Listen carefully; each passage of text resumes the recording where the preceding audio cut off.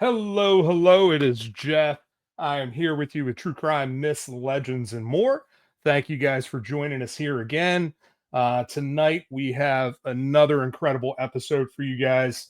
One of I guess my childhood, uh, shows to watch. We're going to talk a little bit about that today, and I was approached by some authors who had done some incredible work and asked me about coming on and talking about Bob Crane. So some of you may be like, "Well, who's Bob Crane?" Well, if you ever watched the show Hogan's Heroes, he was the main star of that show, and all of us have seen the reruns that have been playing for some time. But Bob Crane had a mysterious death, and it is still a cold case. And so, some of the people that we have on the podcast tonight are the kind of preeminent experts in the life and the time and the cold case that uh, is Bob Crane. And we're going to talk about that tonight. So I'm going to bring them on right now. We'll bring on Linda Groundwater and Carol Ford. And hello, hello. Hello. Hello. There we go. All right. Get everything moving in the right direction. Yeah, sorry, I spaced on the time.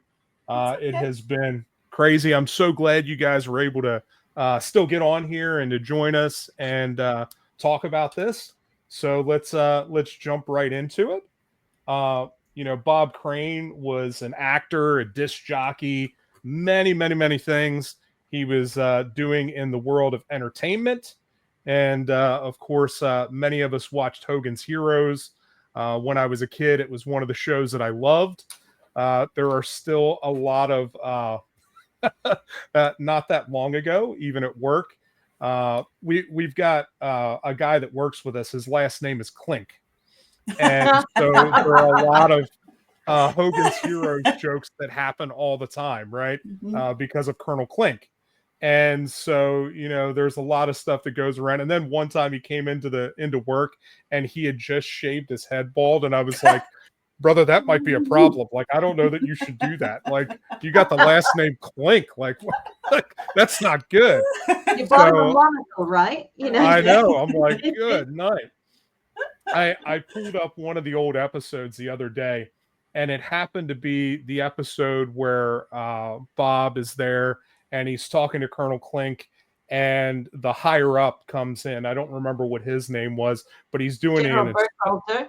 yeah, it was Burkhalter. He comes in and he's doing an inspection, and he's like, have you found that radio yet? And of course, the radio is playing in the background softly, and it is an amazing clip. And my wife has never seen the show, so I was like, but you got to know what this show is. You've had to have seen it. And so I was showing her that clip, and she was like, yeah, I remember some of this. And Schultz is, of course, classic. You can't Mhm. not have some time without Schultz in there. For All sure. right, so you guys wrote a book, right, Yes, we did. about the life and times of Bob Crane. Tell us a little bit about that. How did that all come about? So I'll let Linda jump in, and then she'll start lead this off, and I'll follow it up. So go ahead, Linda. There are actually three of us involved in this. Carol and I are the ones who go out and do the podcasts and things, but we do have a third person who's more quiet about it. She does not like to do these kinds of things, and that would be Dee Young. So she is our third co-author. And the reason I mention her right now, aside from it being important to know that there's more than just us, I mean, there really are 200 people involved, but Oh wow. is that when back in about 2003, I went to my mother-in-law's house, and she had cable at the time. It was a fairly new thing for Australia because that's where I'm living now, of course. And so I was flicking the channels and came across Hogan's Heroes and said, oh gosh, I haven't seen this show in 15, 20 years. It had been ages, but I still knew who all the characters were, and I still knew all the stories. I grew up watching it with my dad. And so I remembered at that point that Bob had been killed, but I was not allowed to really learn too much about it. When I was a child, my parents wouldn't let me look things up. I think I was 11 when he passed away. And so I went home and I got on the internet and I looked it up and saw, ooh, gosh, that's terrible. But also, while I was doing that, I came across a few other things. So what I first encountered was murder, sex, Hogan's Heroes, and dug way down deep underneath that was radio, New England. Those are two things that I actually have in common with him. Charity work and theater and those kind. And I said, well, how come? And drumming. And I said, how come nobody knows these bits? This is the stuff I'm interested in. I didn't know anything about his life because all I was hearing about was murder, Hogan's Heroes, and sex. And so I said, well, that's not fair. I should do something about this. I don't know where that thought came from, but I did used to be a journalist. I worked in radio in the States, in New England, on air and reporting off air. And so I had some skills and some idea of how to approach. And so I went to one of the radio stations in Connecticut that Bob used to work at and encountered Dee Young. And that is how I came to it. So, sorry, you're going to hear the dog upon occasion. So I had to just do an off voice. Oi. No. So then I started going on. Do you remember Yahoo Groups? Oh, yeah. Before Facebook, there was Yahoo Groups.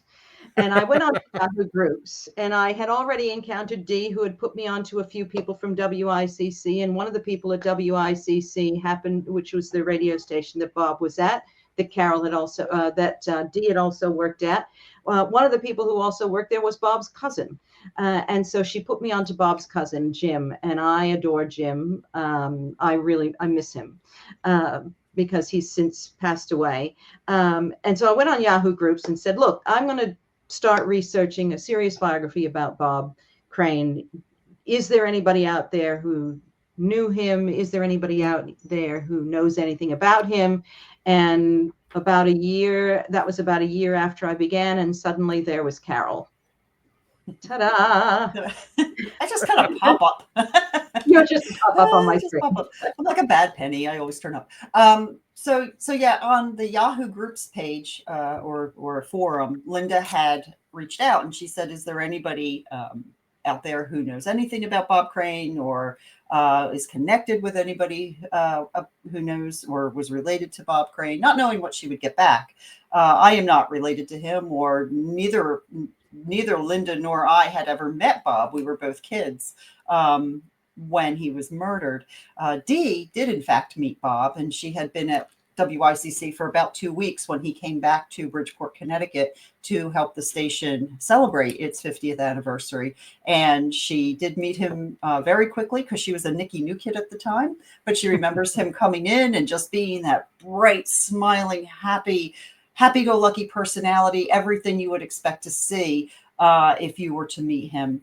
And so I happened to email Linda back or answer back and say, I basically said, good luck with that, because at that time, a film had come out, which was the adaptation of a book called The Murder of Bob Crane, written by Robert Graysmith back in the early 90s, that had focused on primarily the latter part of his life, encompassing Hogan's Heroes, a little bit of his radio work, Hogan's Heroes, his post-Hogan's Heroes era, and then a very, very big focus on the murder and his sexual addiction, which they did not refer to it as a sexual addiction at that time. It was just all the sex that he was engaging in. And that book was turned into a film called Autofocus. And Autofocus did not paint Bob in a very good light. They took the bits of the book that they thought would be the most jaw-dropping and shocking and, salacious parts of his life, and they turned it into Autofocus. And at that time, people who knew Bob would watch it like through they watched it because they wanted to see it, but they would watch it like this, like watching a train wreck, because they knew the real Bob. And they didn't discount that there was this, what they would call this other side of Bob Crane. They hesitated to call it a dark side because it's not necessarily dark if you are not doing things like, if you would see like Bill Cosby, or, you know, there was no force, there was no rape, there was none of those sorts of things. It was all consensual adult women who were agreeing to be part of this lifestyle with him. But the film, and as a result of the film, Bob ends up having this very dark side, and so by public opinion. And so when Linda had posted that to the Yahoo groups, I hope good luck with that. But, you know, yeah. I myself had, as a kid, been doing what I call preliminary research and going to the library and going and looking at microfilm and microfiche. And because I, like Linda, I felt strongly about the fact that he had been murdered and the murder had not been solved. And this goes back to like the mid 80s when I was all about 14, 15 years old.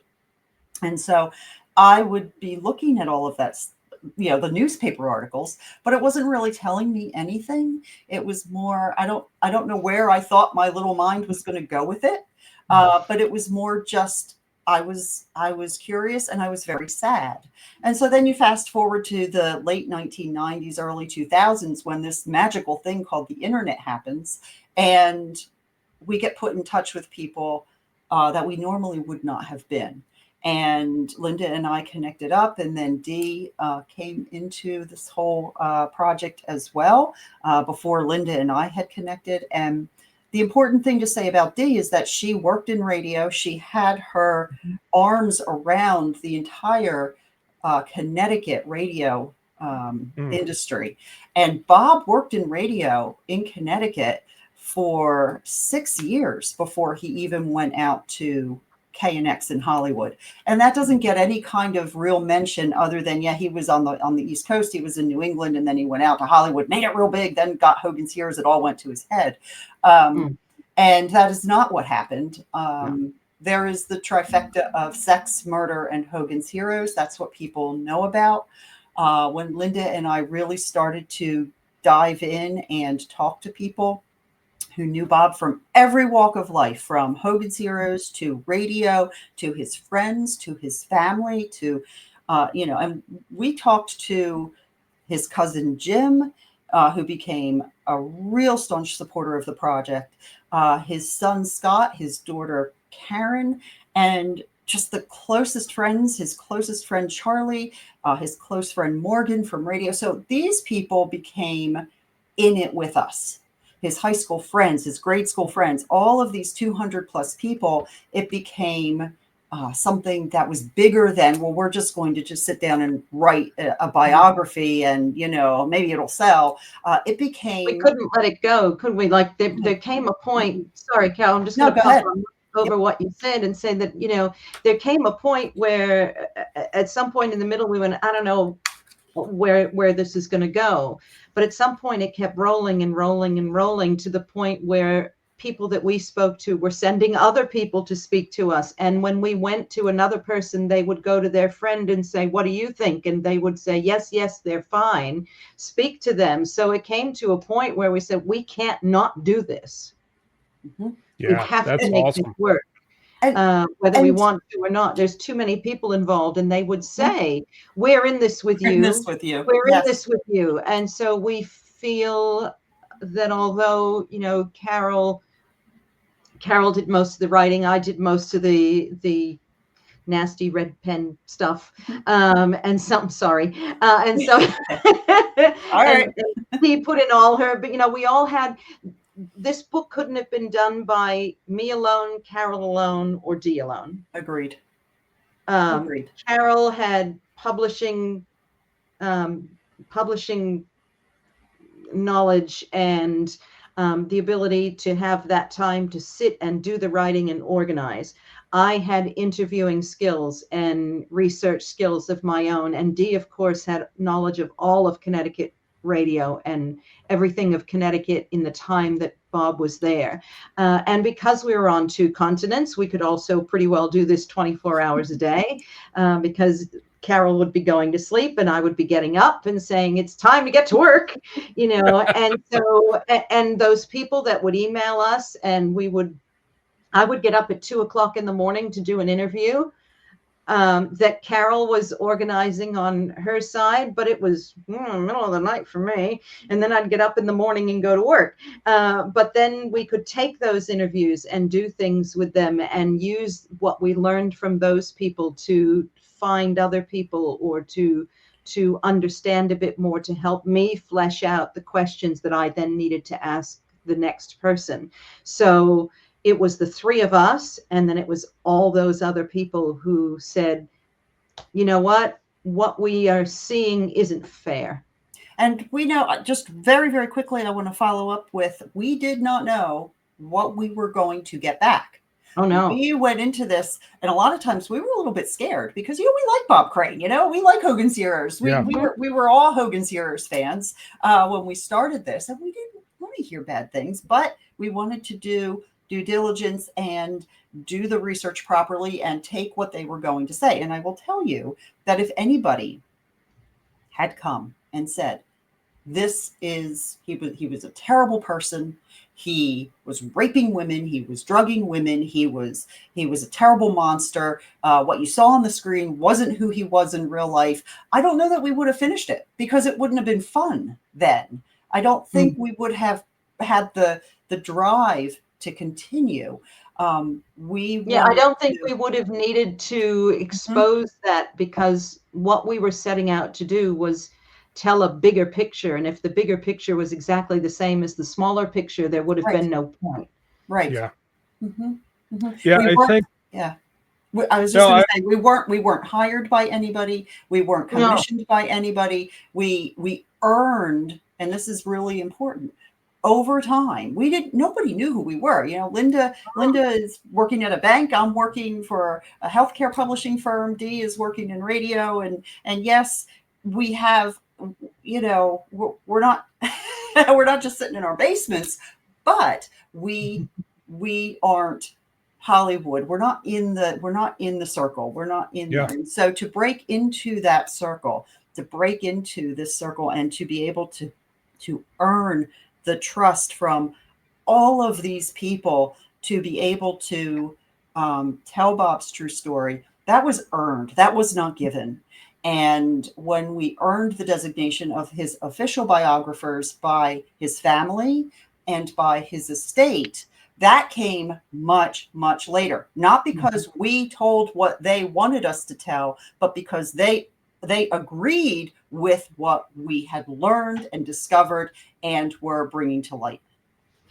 Yeah, I think, so often people end up being judged by the worst things in their life that end up becoming exposed, and people run with that. And I think it's very rare that we get the whole story about who someone is and what they've done and their impact on the world. And I think that's a unique place that you guys got to fill. Robert Graysmith, of course, also was the foundational writer of the Zodiac case. Yes. And we know that there was a lot of things that he pointed in the direction that were not quite as accurate as they needed to be. And many, many movies were made about that as well. Yes. And so, I sadly, I wanted to, of course, Robert Graysmith is not with us anymore either. And I didn't know that. I didn't know. Had he passed? I believe so, because I tried to reach out because I wanted to get him for an interview. Because I think it would be fascinating, because I've interviewed several people about the Zodiac case, and I would love to get that background information, because he wrote the foundational book. I mean, I have a copy of it here at the house, but it, of course, there was just a documentary that was released about that, and really points the finger towards Arthur Lee Allen, which is who Graysmith believed had committed the crimes. And so, it's still, 50, 60 years later, up in the air, whether that is correct or not. We still don't know who did that. And, so it's interesting that all that research was done and we don't know. We don't have an answer. No. And it's amazing what you guys were able to do, digging in there and really gaining everybody's confidence to be able to tell the full story. It was very because hard. Yeah. Hey, It was. I might just pop in that Gray Smith is still alive. Is he? Oh, Okay, is he? good. Oh, well, that's good. Robert Graysmith. Let's not put the man away yet. He's according to the internet, he was born in 1942, but he is still there. Okay, so that's good. Be 82, 83 years old now. So Robert Graysmith was we talked with him briefly just over email, and he was very supportive of us moving forward with providing a full biography, that there was a desperate need of a full biography. Robert Graysmith did, I mean, as far as being a criminologist, and then we'll move back over to Bob, but being a criminologist, he focused mainly on the evidence that he was shown. And in Bob's case, it was what was there. And what was there in Scottsdale's police department files was very badly preserved. The evidence wasn't collected properly to begin with. And unfortunately, because of that, it probably will never be solved officially. There may be, who knows, a deathbed confession at some point, but most of the key players have now passed. Robert Graysmith did, he was focused on the criminology part. He got things wrong on the biography part, which we had to correct.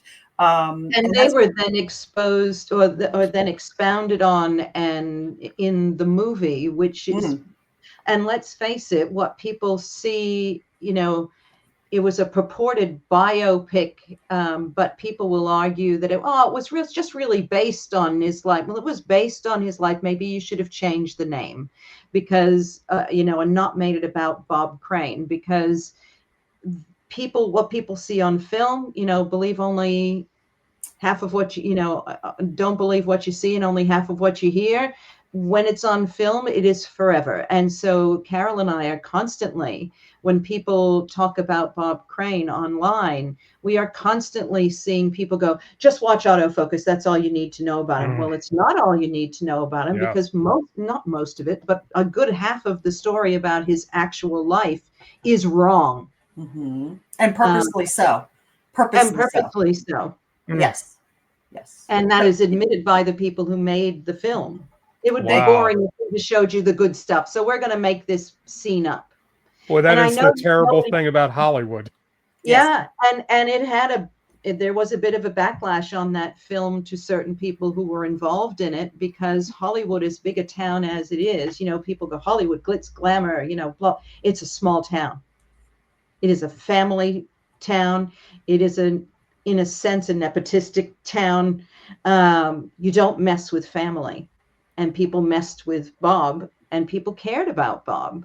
And many of the people, I will also say, many of the people we spoke to who were close to him had no idea about this other side of him. None. And it came out when he passed away, and they were horrified that what he would have clearly wanted to be kept private was not only exposed, but exploited. So that his legacy has changed so much. Yes. From what he would have wanted. He would be horrified. He would roll over in his grave. Yes. Thinking that this is how people look at him, because it is not the way he wanted to be remembered. Yeah. Wow. It's so difficult, because especially in light of the world that we live in now, people are so hyper focused on that, and they want to immediately latch on to all of the negative things. And it seems so easy for that to become someone's legacy, no matter what they do in their lifetime. And it's just such a shame. So you guys did all that. You got all that stuff together and created the biography, and did all that work and compiled all that, talked to all the people. So let's dig into a little bit of that. What is we've talked about autofocus, but what is it that people believe about all this, or at least from your guys' perspective? Believe about Bob or believe Yeah, about about book? Bob. About Bob. The people that we spoke to or the general public that we're trying to educate? So both. So both, but start with the people that are out there that don't know anything else. People that are out there that don't know anything else think Bob Crane was just Hogan's Heroes. They don't know anything else about his television, radio, or theatrical history or any other part of his history. And they think he was a pervert. And a creep. And a creep. And a scum. And every word you can think of, some of which we can't say. Yeah. Because they don't, and that is not to, by the way, excuse the fact that Bob went out there and had sex with hundreds of women. But you know what? His wives excused it. So who are we to judge that? It's not a good thing. It didn't make him a great husband. But if his wives, like his first wife stayed with him for 20 years and she was aware of what he was like. His second wife, he met while he was still married to his first wife. So she was fully aware of what he was capable of and the way he behaved. And she stayed with him. So if those people who live with him from day to day could handle it in such an intense environment, who are we? I can't judge that. And in those days, and it's funny because I just watched, they just for the first time aired Autopsy, The Last Hours of, down in Australia, the episode that included Bob, about Bob.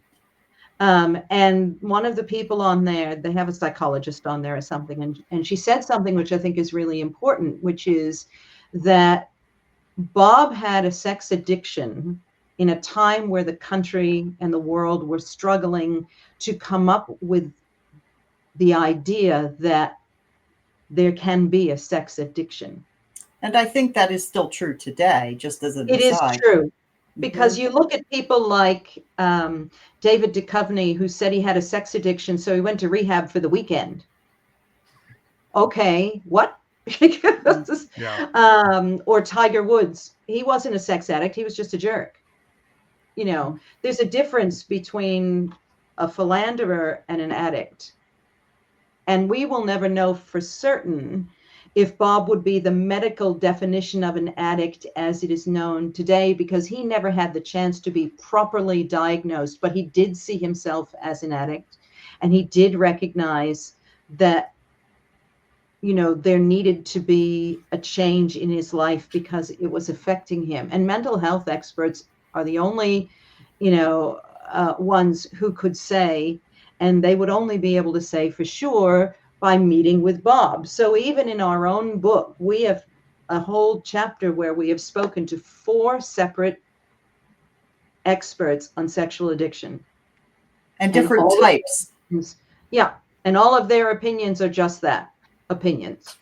And it's important to know when you're reading and when we're talking about Bob, we make no judgments here, and we can only give what can be considered to be, educated conclusions based on what we know about his behavior and the people he spoke with, including the person that he last went to before he died to say, I need help. I can't stop. Mm-hmm. That's an addiction. If you can't stop, you're addicted. Yeah. Cigarettes, alcohol, chocolate, sex, drugs, you can be addicted to anything. Bob recognized that this was an addiction. And so I don't say he was a pervert and a creep, and he certainly never slept with children, which is what people would talk, some they people say that. Mentioned. He was very straight, thank you, because people also have misconceptions about that. However, those are the things that people don't know. So when we speak to people about Bob, we try and say to those people who come back with but he was terrible because he did that. It's like, yeah, but I'm not standing in his shoes, and I can't tell you All I can tell you is that I know that his wives had their own reasons for staying with him, and whether that he never forced anyone to do anything. And that's all I can tell you, because that's all we know. And also, his children love him to this day. His daughter Karen misses him terribly, terribly, to the point where, she is heartbroken over the loss of her father. She had only just graduated from high school by about a week or two before he died. He flew back to California to go to her graduation. She had big dreams. She had a dad who was in the industry, and he was going to help her because she wanted to be part of that industry in some way. And that all was ripped from her. Her father was brutally murdered. And she has told you, Linda, when you have seen her, that people come up to her and say the most horrible, horrible things to her. Yeah, Scott too. Same thing. And the same with his son, Scott. Now, Scott is from his second marriage. Karen is from his first marriage. But it's the same thing. People, the children have wonderful, loving memories of their father. They don't have these horrid, terrible, oh my gosh, he was the worst dad ever, thank God he's gone, no. It was I adored him. It was just the opposite. And so if his children are able to speak so highly of him, who again are we, the public, to judge just by looking in? Bob's murder anniversary comes up every year on June 29th. His birth date follows 2 weeks later on July 13th. And Linda and I go into kind of this this place. is the dark period. It's a dark period. It's a dark period. And in the day or two leading up to June 29th, because Bob was murdered in his sleep in the early morning hours of June 29th. So on June 28th, he is performing his play Beginner's Luck in Scottsdale, Arizona. His hanger-on, everybody refers to him as his best friend, John Henry Carpenter, different from the movie producer. He was, somebody who was this hanger-on who was just kind of, for lack of a better term, trying to get the sloppy seconds, because Bob was the star, he was a nobody, but they both had this same type of interest in this lifestyle. And so they were quite an enabler. He was an enabler. Absolutely. The reason people say he was his best friend is because that's what was pushed in autofocus. And so June 28th, Bob has he does his play. He has what some people consider a near miss, where he has a flat tire at the theater. Then he and John Carpenter go to a diner where they are witnessed having some sort of heated conversation, although people don't really know what it was about. But it is suspected that was Bob telling John Carpenter, I don't want to hang around you anymore because I'm trying to change the direction of my life. Then they go back to his apartment/condo, which in Scottsdale, which was different from where the rest of the cast was staying. John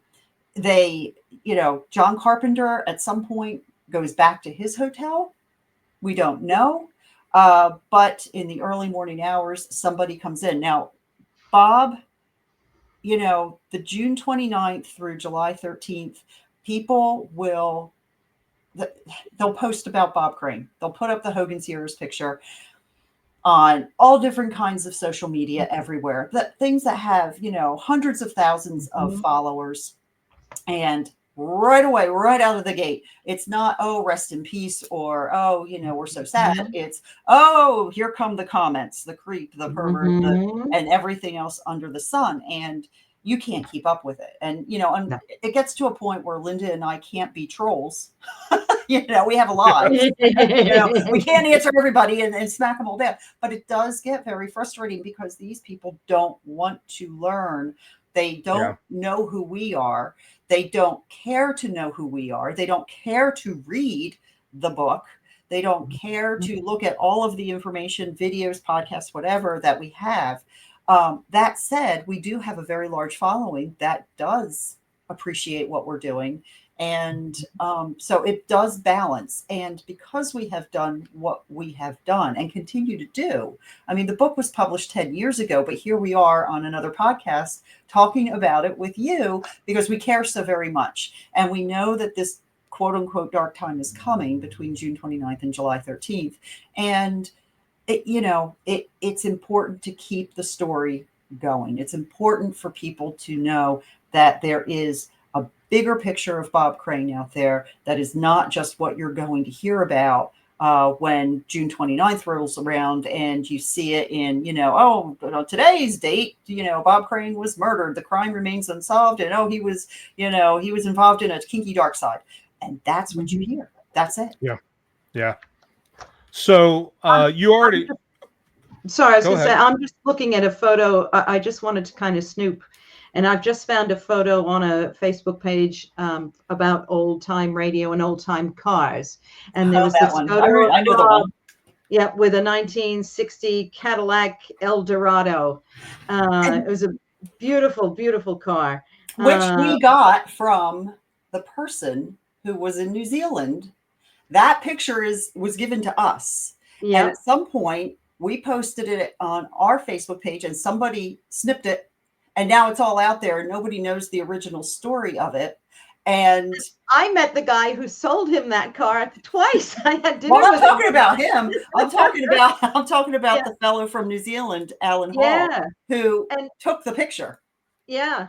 Yeah. And the fellow who sold him the car said, Bob always bought Cadillacs, loved those big vehicles, still out there now doing this kind of thing. And underneath that photo, autofocus. That's what it says.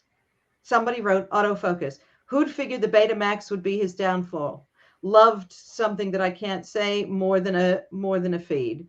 And then Carol and I popped in and said that film is full of distortions and inaccuracies, followed by, where's your source for that? We are the source. We are the source,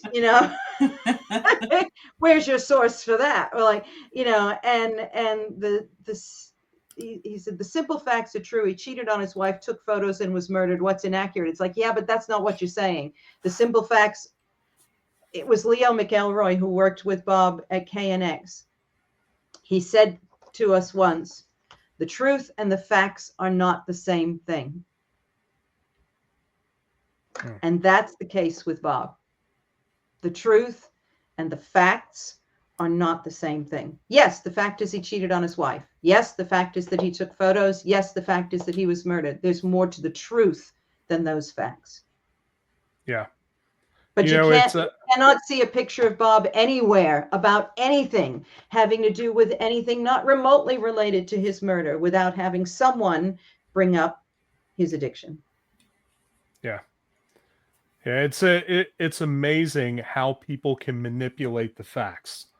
They can take one or two things and create an entire story around it. I wrote a book about myths and legends that come up around true crime, and it is all about that. It's these ideas that we get, this narrative that is pushed, and so many people are led to believe it. Because they think that maybe somebody said that once upon a time. So it's it's a shame that happens. So you mentioned earlier, Carol, that that around Bob's murder, there were a lot of issues with the way that the investigation was done, about how evidence was collected. Tell us more about that. Oh, sure. So when Bob died, when he was murdered, they estimate around 4:00 in the morning, Scottsdale, Arizona time. His body was not found until later that day.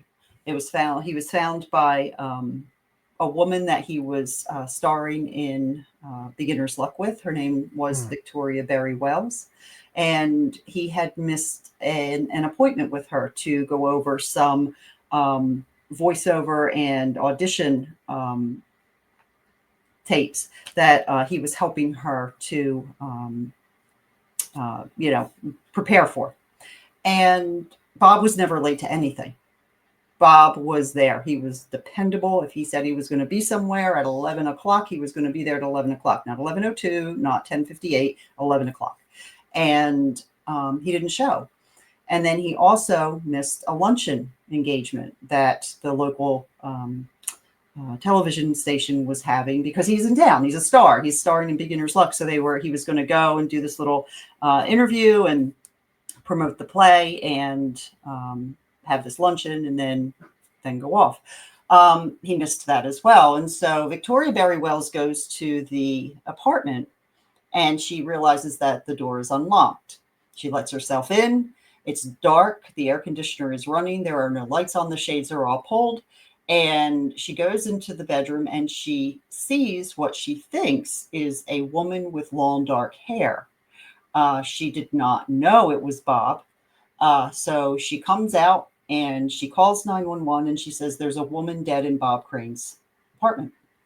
So that's when the police come, the detectives come, and they come to find out that it is not a woman, but it is Bob. And what looked like long hair was actually blood spatter, because the room was horrible, a horrible crime scene. He was bludgeoned twice with what they think was a camera tripod. At that point, the police in Scottsdale, kind of similarly to John Benet Ramsey in, I think that was Boulder, Colorado, if I'm not mistaken, they were not equipped to handle a murder scene, and especially a celebrity murder in this case. They didn't know how to handle it. What they had was a celebrity. So the first thing was, we have Bob Crane has been murdered, and that hits the airwaves. They go into the apartment and they allow things. They never really secure the scene. They never provide a full secure scene where they collect the evidence that's in the room. Now, granted, it is 1978. There is no such thing as DNA. There is no such thing as, the technology that we have today. But that does not excuse allowing evidence to walk out of the room. It doesn't excuse to let people like Bob's first son, Robert, and his business manager walk in and take a whole box of stuff out. There were things that were not tested. Bob didn't drink, and yet there were bottles of alcohol that walked out of that room. They did not collect the medical examiner crawled onto the bed. Mm-hmm. They left Bob there for several hours, actually. He was there after they found him. They left his body there for several hours. And instead of preserving the crime scene, the medical examiner, and there is video of this, crawled onto the bed. So how much could you possibly destroy the immediate crime scene? And then shaved a bit behind Bob's ear to get a look at the wound. So more problems with the crime scene. Like, everything was contaminated. No one walked in there with, they let people use the phone. They let people smoke. People traipsed in and out. So anything with footprints and things, and they touched everything. It was horrific. It was just the most disgusting display of lack of understanding of how to handle any crime scene, much less a murder crime scene. If there was a robbery, a police officer would know that we have to preserve the crime scene so that you can get fingerprints and you can get physical evidence. So there might be hairs or clothes or bits of fabric or anything. They seem to disregard all of that. And I think it was Grace Smith, but somebody indicated that they just seemed kind of overwhelmed by the idea that they were dealing with a celebrity murder, mm-hmm. which was going to bring a lot of attention into a town that is already legendary for being a mob town. So let's get a little more attention into Scottsdale as it is. And they didn't know how to handle it. So they just kind of did whatever they thought they needed to do or could do or should do or whatever. But what that meant was there was zero chance that this crime scene was going to be preserved in any kind of a way that was going to allow them to do anything other than go, yeah, that's the guy. You don't let somebody use the phone. Fingerprints, people, fingerprints. You don't have, I mean, I watched the medical examiner crawl onto the bed, which was covered with, I mean, the blood. Have you seen the photos of the crime scene? No. Okay, they're online. I don't necessarily recommend them, but for somebody who does your kind of work, they're probably okay. I mean, there was blood everywhere on the floor, certainly soaked into the pillow and into the mattress, on the wall, on the ceiling. It was a messy scene. Yeah, it was horrible. It was horrible. And by all means, let's have the medical examiner just crawl right up there and start shaving the body. Why would you, like, even in the 70s, whose brain goes to that? It just was completely mishandled. We talked with we had an interview where a retired forensic detective interviewed us, and we spent a lot of time just dissecting the scene because that's what he was interested in. And from a detective / police / FBI point of view, we went through it, and he was horrified at what we were telling him. They have called Bob's murder that in no uncertain terms, it was like they were the Keystone Cops. And there are courses that murder detectives take that focus on Bob's case as to what not to do when you're at a crime scene, when you're at a murder scene. It was horrible. It was,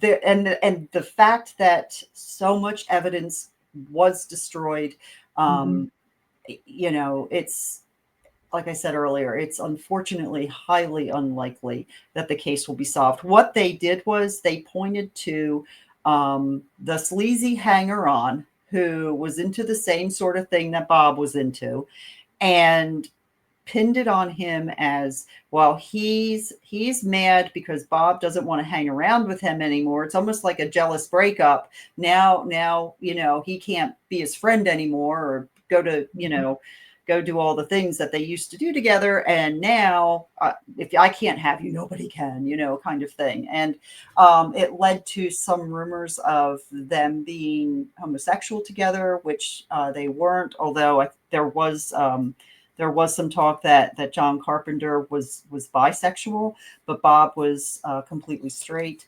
And, again, people start forming opinions based on tidbits of information instead of having knowledge about a situation or an event.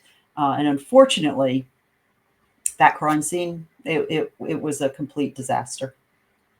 Yeah. And also, and Linda, if you want to tell this, I mean, Linda was, and I don't know if you saw this, Jeff, but Linda was interviewed on Autopsy: The Final Hours of, and in that she goes into detail on how the Reverend Ed Beck, who Bob was, he was the stage manager at the Windmill Dinner Theater, and he was the person that Bob had gone to start looking to, change, to get to improve his life, to break free of the addiction as best he could.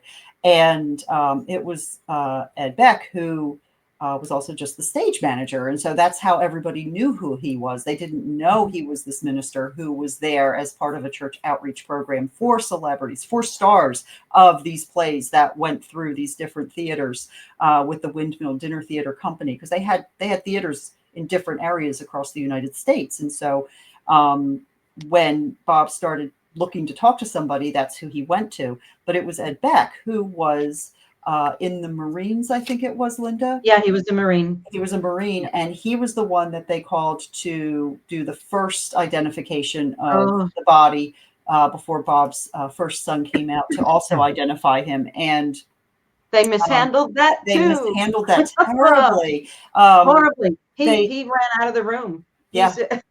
Well, sorry. He said it took everything he had to not run out of the room, because So yeah, I will explain that. He was a Marine in Vietnam.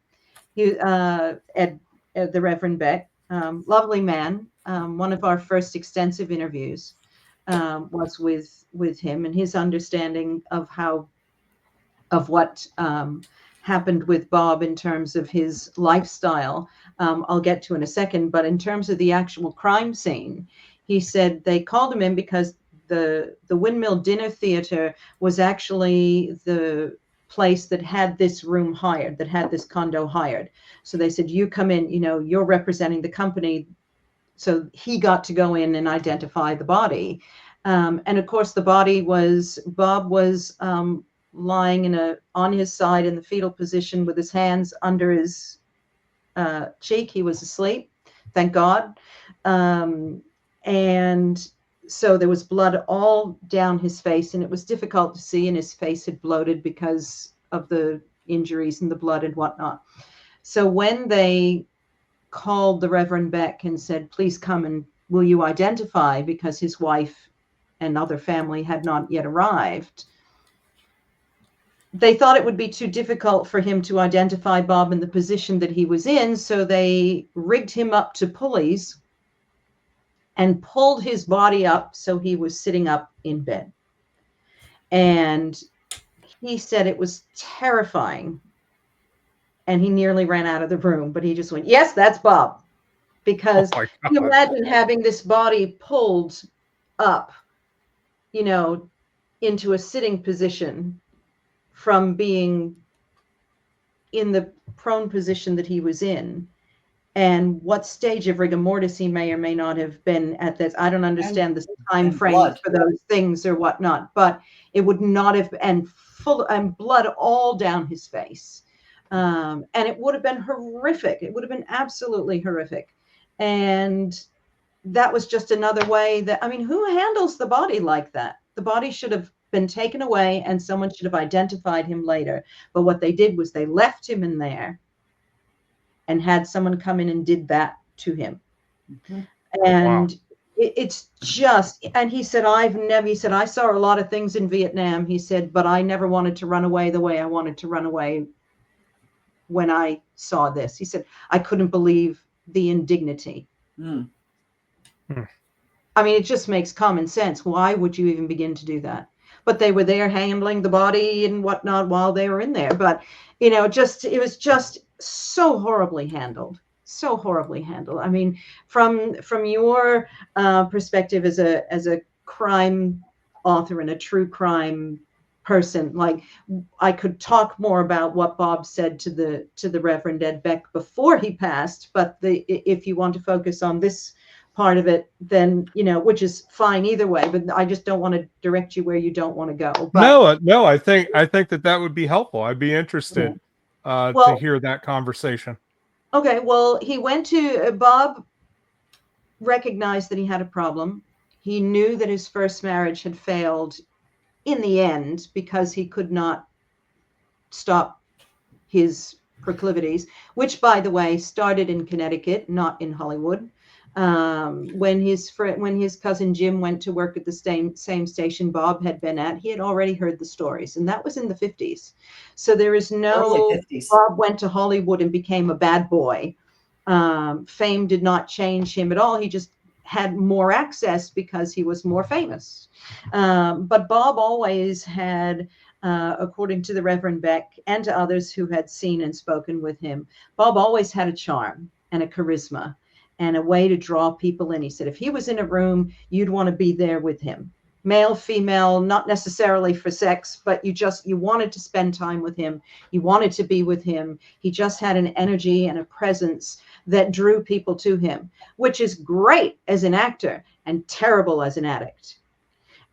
So Bob was able to get people's attention, and he was able to attract attractive women.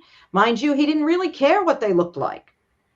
Mm-hmm. Way back when in Connecticut, he had friends saying he had a friend say, look, how could you be attracted to that woman? You need to put a paper bag over her head. He said, I'm not looking at her face. Mm-hmm. He didn't care about her face. From the neck down. Yep. Yeah, neck down. And it didn't matter to Bob, if you said no, that was fine. There was never, ever, ever, ever, ever, and I can't put enough evers or emphasis on this.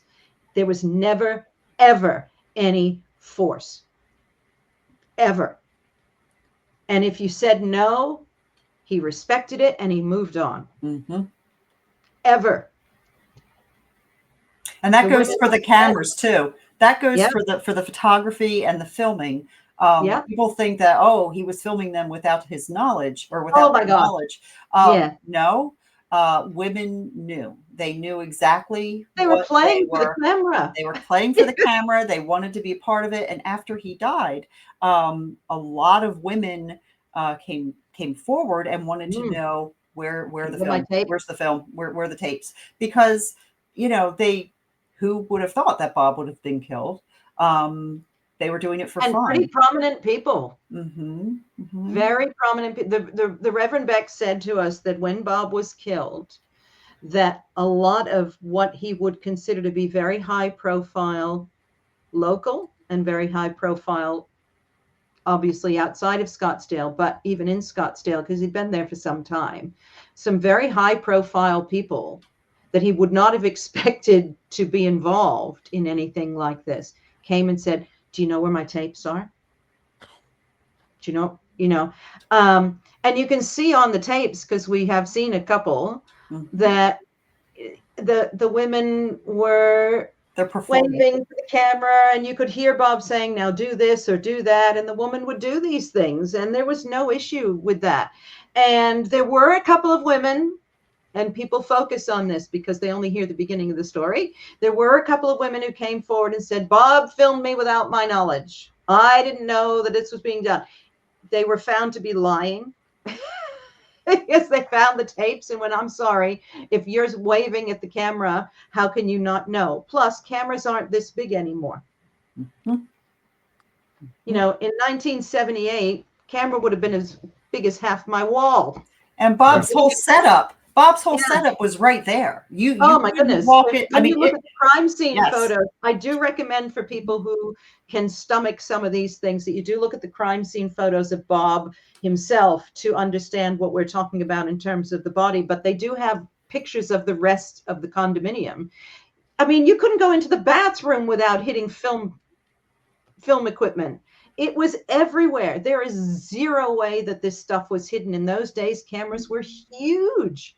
Even personal cameras, they were quite large. I mean, I had one in the 90s and it was still as big as my camera monitor.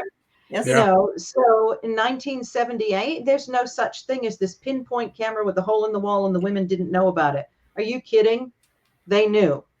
And if they said no, the answer was no. And Bob moved on, and we spoke to women who said no. Mm-hmm.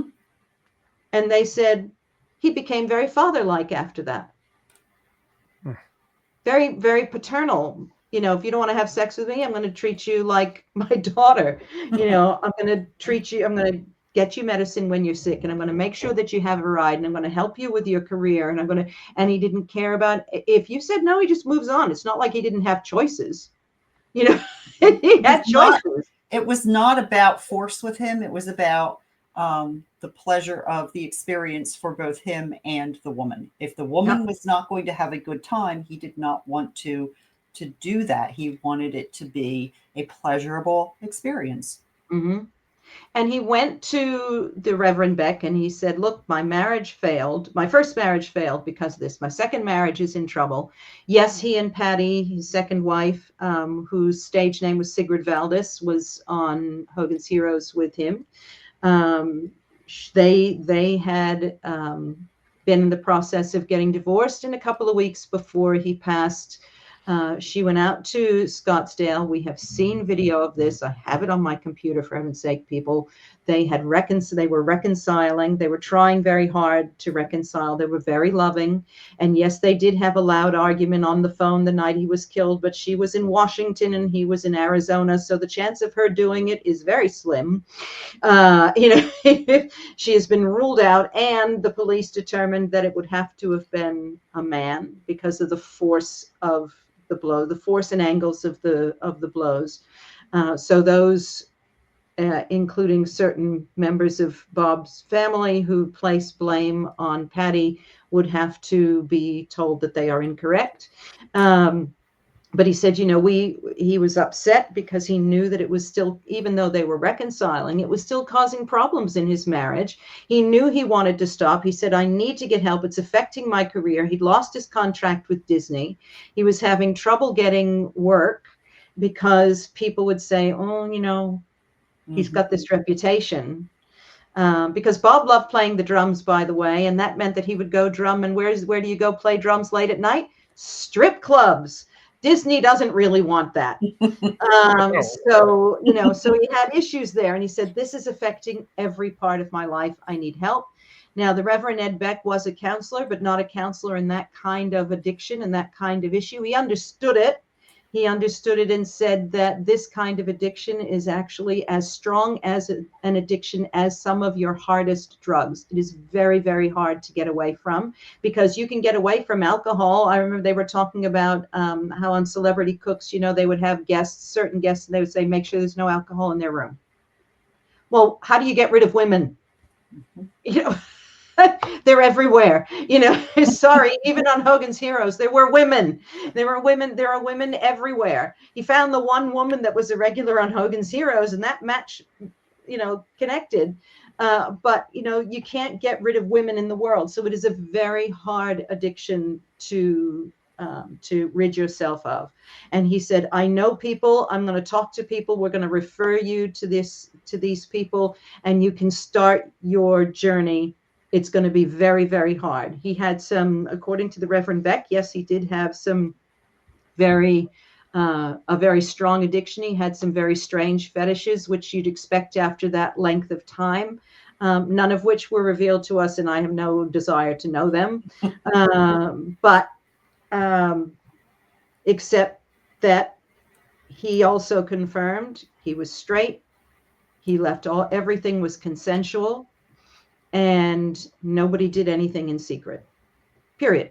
There was no filming in secret or anything like that. So he said to Bob, we will get you help. This is the person you need to see. He spoke to people that he knew who recommended other people in Los Angeles. So he said, Bob, when you go home, these are the people, that you go see.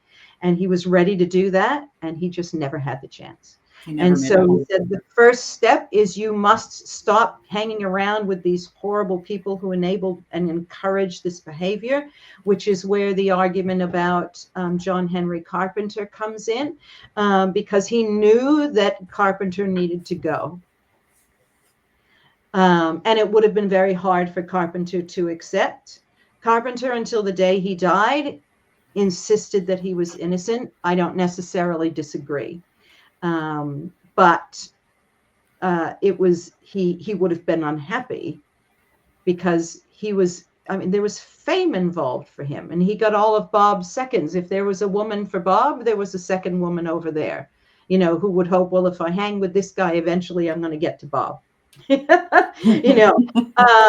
realistically, that was it. Eventually, they weren't there for John Henry Carpenter, certainly not on looks or charm. I'm told he didn't have much charm at all. And he certainly didn't have looks that I would find attractive. All women are different, but when you look at the two of them side by side, he would not be my first choice. And so that would have created some conversation. But even the conversation that you hear about in autofocus, the heated conversation, whatnot, they did find that the police put words in the mouth of the people who said that they heard these conversations, that they kind of pushed the women into saying, but they were fighting. And so the women eventually went, well, yeah, okay, they were fighting, but that's not what they actually believed. They were raised voices, but there was no fighting, because if people are loud and screaming and fighting, somebody's going to hear words.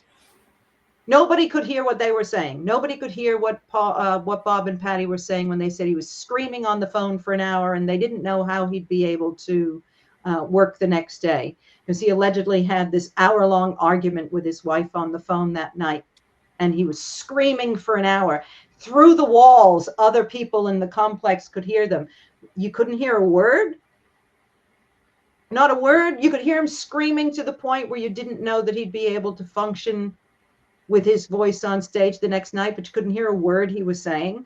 So there are so many inconsistencies, and there was really just so much pressure, I think, on the police. This was a celebrity. He was a well-loved celebrity, despite anything that people think now. People didn't know that about him then. Most people didn't know that about him then. They know it now. But back then it was just, oh my gosh, it's Bob Crane. We love Bob Crane. Oh, he was a lovely fella. So we have to solve this. We have to solve it fast. And it scared other people in town. It certainly scared the rest of the cast. Were terrified. Yeah, because they had no idea. Yeah. So there was this rush to solve it. So they had to find an instant suspect, and they had to get an instant result.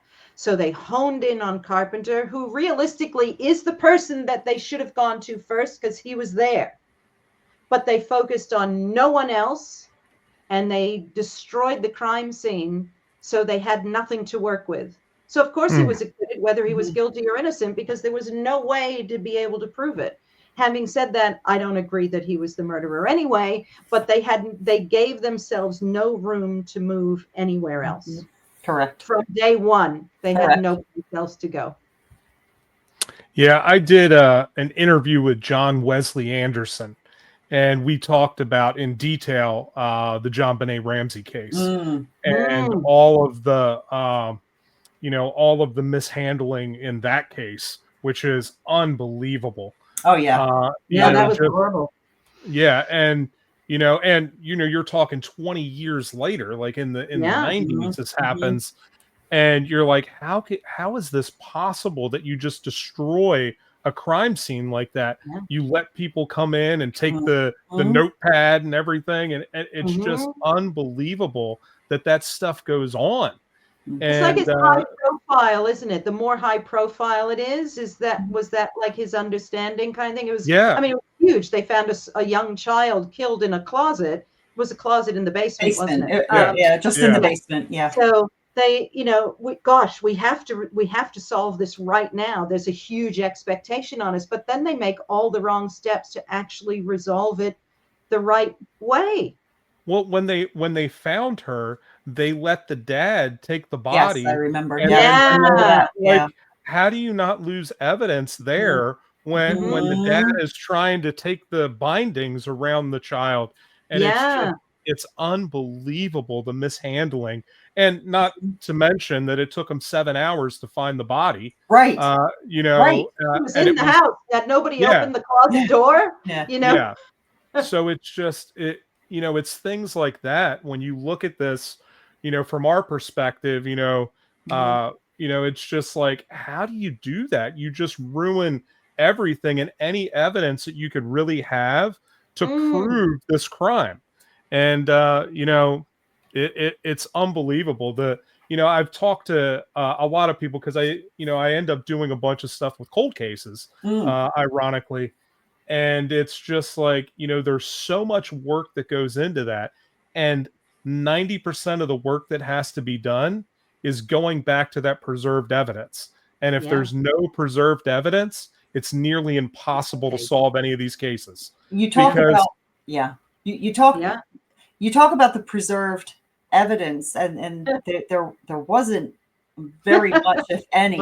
But what they did have was a photograph of the inside of the rental car. And I want to say it was around the time that, it was like mid-90s, 94, I think it was. 94, the trial was in 94. So it was 94. They decided that now they've got them. They're going to blow up this one photograph to like 10 millionth of a inch. And they're gonna focus in on what they said was a piece of Bob's brain matter. They didn't have any physical evidence from the car to do the DNA testing or to do any kind of testing on what that thing could have been. But from a grainy 1978 Kodak camera, probably, whatever it was, certainly not the high definition that we have today, they were making the argument that this was a piece of Bob's brain matter. And of course, that's what they took John Carpenter to trial on. They said, we've got you now. And they took him to trial. And that was their big piece of evidence. Now they had, people come and testify. Patty came and testified. Robert Crane came and testified, his son, and others came to testify. But at the end of the day, that was where they were hanging all of their hopes, was on this one picture. Mm-hmm. And the jury could not find John Henry Carpenter guilty on a grainy 1978 photo that could have been a piece of hamburger. You're talking about a 1978 rental car in Scottsdale.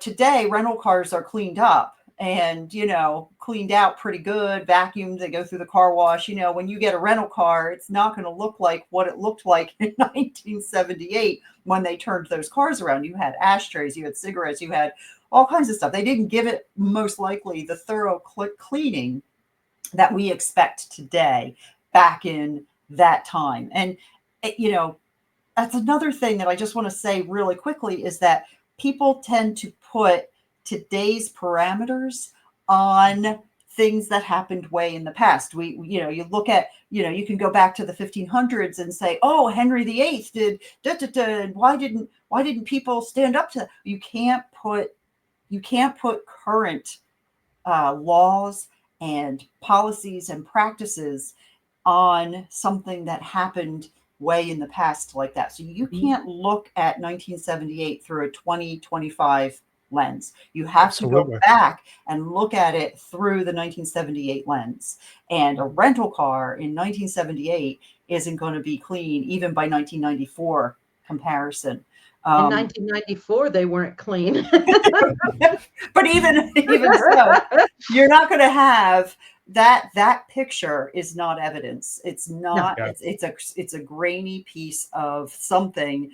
They did have the something originally. It could have but been. Guess what? They lost the something. The other thing is unbelievable. In 2016, I think it was, or 2017, a Fox News reporter who had interviewed Robert Crane, Bob's son, decided that he was going to become the next Robert Graysmith and do his own research. And so basically what he did was he stood on Robert Graysmith's shoulders, collected all of that information again, all of the whole bit, and regurgitated it into his own theories and his own book. And they claimed that they had found a tiny bit of blood in the rental car that they were now going to compare to Bob's blood from the sheets, from the DNA. Like they were going to do it was on Good Morning America. It was all over the news. We solved the murder of Bob Crane. It was blowing up everywhere. And they went and they did the big reveal on Fox News out in Phoenix, Arizona. And they did the results, and only to come to find out that it was not Bob's blood. It was somebody else's. They don't know whose, but it wasn't Bob's. The same blood type. It was the same blood type. It was it wasn't Bob's, which was the same blood type as Bob's. Mm-hmm. But actually, he actually was also on that episode of Autopsy. And every time I sit there, I just shake my head because he's talking about it as if he knew. Oh, but it wasn't his. I'm like, no kidding. And it basically turned into Al Capone's vault all over again, because they did this big, and even Bob's son was sitting there going, I'm shocked. I'm shocked. And he was, they were looking to solve this crime. Like this was going to do it. There's blood in John Carpenter's car, and now we've got you. Mm-hmm. And it wasn't. So again, it was not. And that was it. That's almost 10 years ago now, which is hard to believe. But there are so many theories about who killed Bob. Oh, yeah. So many.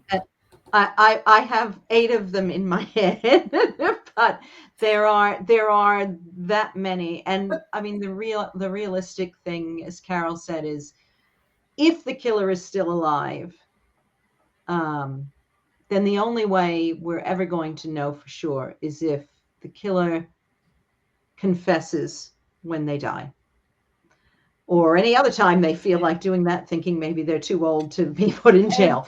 But the reality is, because of how horribly it was handled, and in the end, and it's done, by the way, because the evidence has now been dispersed. It's been handed back to Bob's family. So, and I believe they've destroyed a lot of it, haven't they? They've destroyed some of it. Some of it is just kept in a controlled storage place that they just keep it. I saw it when I was out in California. Like the wallet in the diary The and all that. wallet. Yeah, Bob's it's more or less Bob's personal effects. Yeah. And his date book. Yeah. There was there were some things in there that were collected from him, as far as some hair, those kinds of things. But but it's all been dispersed it's to all, the family now. So it's done. They've closed it. Now. They've stamped it. They've stamped it closed, unsolved. Yeah. So it is there is no chance of taking that evidence back and using it for anything else. It is now completely, and it's got your fingerprints on it now, Carol. Yeah, it does. Maybe I did it. I was 8. I was 8. So there's no chance now. They'll have to pick up Carol. But it's done. They have no. They feel they did all they could. When they got Carpenter, and Carpenter was found not guilty, they said, well, I'm sorry, I think we got the right guy. I'm like, well, I'm sorry, I don't think you did. But it's too late. It's now literally too late. There is nothing that can be done, simply because they've handed it all out. So, and they are just theories. At the end of the day, Linda and I have our theories. We have a belief which we don't divulge, because it is still a theory, and we could be wrong, because even though we think, well, gee, it could have been, it might have been, but we don't know. We don't have that. If we were on a jury, we would have to acquit, because we don't know. And I think that is going to be how Bob's case is forever. It goes down in the history of one of the worst celebrity crimes in the history of Hollywood. And that's very sad, because Bob's true legacy was one, we've heard it so many times from so many people, that his legacy was joy. His legacy was happiness. His legacy was always looking on the bright side, that, he's the originator of the quote that, there's a pony buried underneath all that stuff. You open the door and there's a pony. There may be all this stuff in there, but there's a pony that's buried underneath of it. He's always looking to the bright side. He was human. He had every emotion that every human being has. He was happy sometimes. He was sad. He was depressed. He was mad. He was angry. He was silly. He was all of the things that all humans are. But what the public focuses on is he had this dark side, and that's where he stayed. That is not true.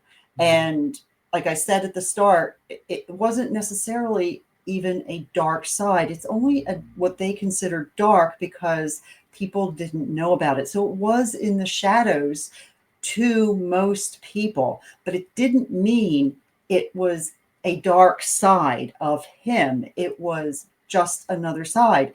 Bob was someone who wanted to make people happy, but he also was someone who, he was chronicling every single thing in his life.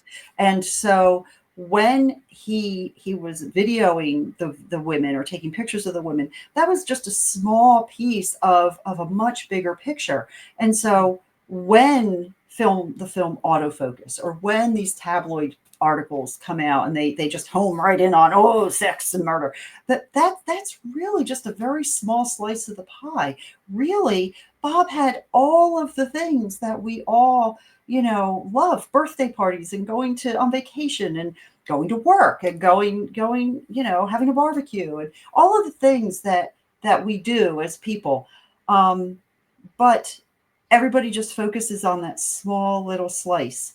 The videos that he took were of everything. They were of everything. He had dinner conversations that he recorded with his kids. He had, it was just a whole picture there that is missing, because what is forced upon the public is the smallest sliver of that pie, and they blow that up out of proportion, because that is the piece that gets all the attention, all the shock and awe, and oh my gosh, and everything else. Just like Paul Schrader, who directed Autofocus, we don't want to worry about that good stuff. That's not interesting. People don't care about the good stuff. We only want to hear about the salacious, stuff. And then that becomes Bob's legacy. Bob's legacy deserves much better. He at the very end of his life, a reporter in Scottsdale, Arizona, asked him if he were going to write a book, what would he title it? And he said, I would title it Laughing All the Way to the Grave. Because that is how he approached life. That is how he approached the things that came at him, whether they were good or bad. He approached it with an optimism that was rare in people, in your average person. And what he did, he was only 49 when he died. It's weird to me to think that I'm older than he is now, because my whole life I was younger than him. And when I was a kid, I looked up to him like, oh my gosh, Colonel Hogan, And I'm much older than he would be now. Now, I'm 56 in July. I was born one day after him. And it's weird to me that he is frozen at 49 years old. And in those 49 years, he did more in 49 years of life than most people do in their entire 70, 80, 90 years of life. He wasn't just in radio. He changed radio. He made it different. He unboxed it. He made it so that radio personalities and disc jockeys could do things that they had never been able to do before. He invented what's called sampling, and taking one, stream of, like stream of consciousness, and going from one idea to another and weaving all that together. He was one of the most listened to radio personalities in Los Angeles. He was interviewing celebrities. He interviewed over 3,000 celebrities on KNX. Everybody was on his show. Marilyn Monroe, everybody.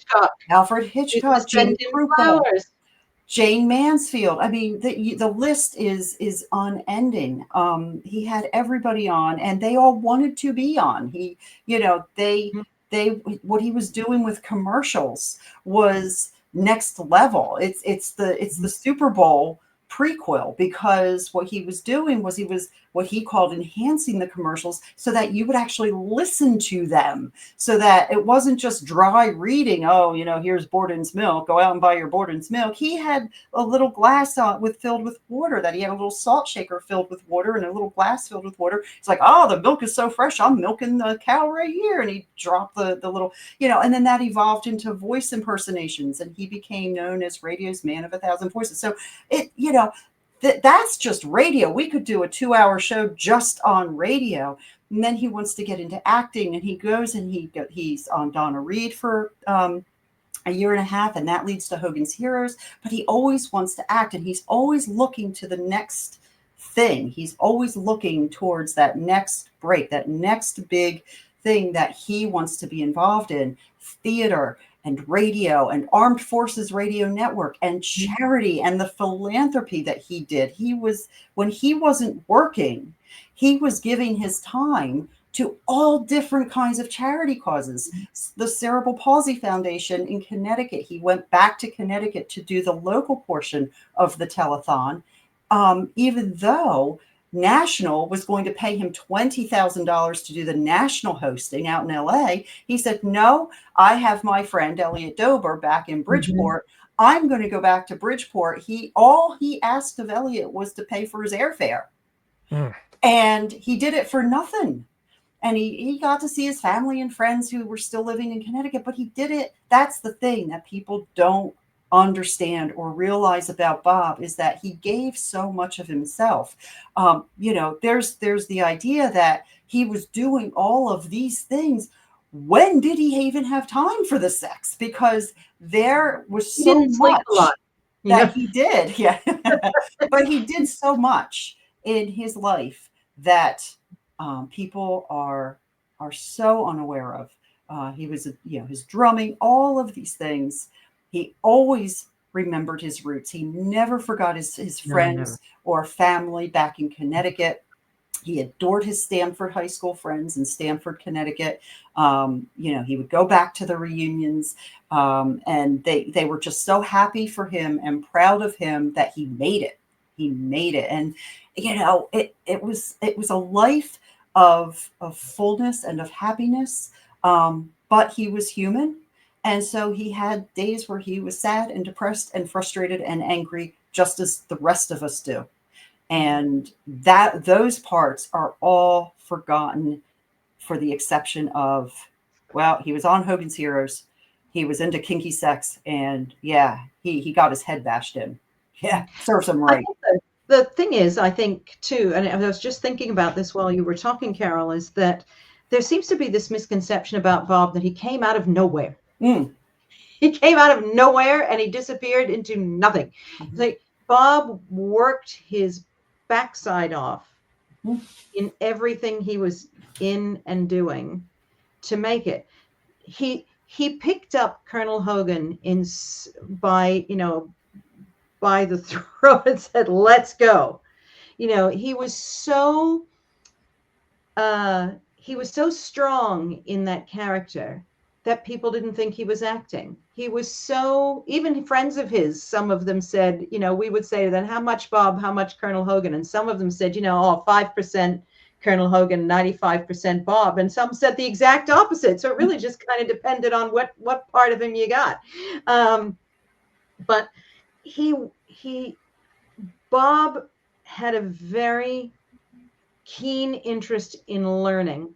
If you had something to teach him, he was there. He would listen to radio shows. When he was learning radio, he would listen to radio shows to see if there was something that he could learn from those people, and equally if there was something that he did not want to do.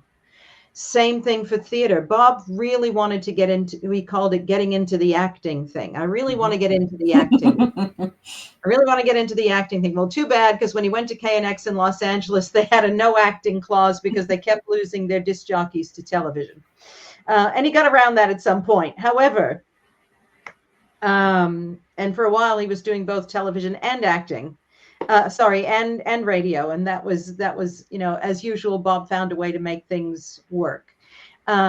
However, he would go to shows and he would do community theater, and he would go to other people's community theater shows and he would go, "Oh God, that's terrible. I don't want to do that." And he might pick up something really good and say, I really want to learn from this. This is really good. He took acting lessons from Stella Adler, who was huge in the acting world in those days. He absorbed and absorbed and absorbed, and he studied, and he became a star. Like Hogan's Heroes was 1965. He was in his late 30s. That's very late in Hollywood, especially when you look at how people come in today. You don't see somebody brand new at 45. You see them in their 20s. And then all of a sudden then you see them. For instance, Zachary Quinto did a few things, and then he did Star Trek. And then in my television and movie viewing, he disappeared. I knew he was still there somewhere. Like, he couldn't have done it and disappeared. But all of a sudden he appeared in Brilliant Minds, and I didn't even recognize him. And I went, hang on, I see that name. And I had to go back and look and go, oh yeah, he didn't come out of nowhere. He was already there. But for Bob's acting started in 1962 when he did a couple of bits and pieces. His first decent break was to be on the Dick Van Dyke Show on it is my favorite episode just because it's so funny. Somebody has to play Cleopatra. And that got him to, Donna Reed and then Hogan's Heroes. But people don't remember any of the others because Hogan's Heroes has lasted so long. I mean, who watches Donna Reed anymore? I mean, I don't know if it's on the States. It's certainly not down here. It's on in the States here. Yeah, it's on MeTV, I think. Yeah. Oh, okay. But unfortunately, you might see it, yeah. but people forget, Yeah.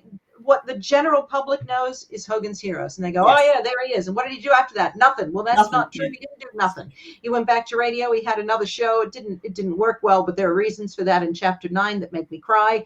And that stage of his life, just don't go there with me.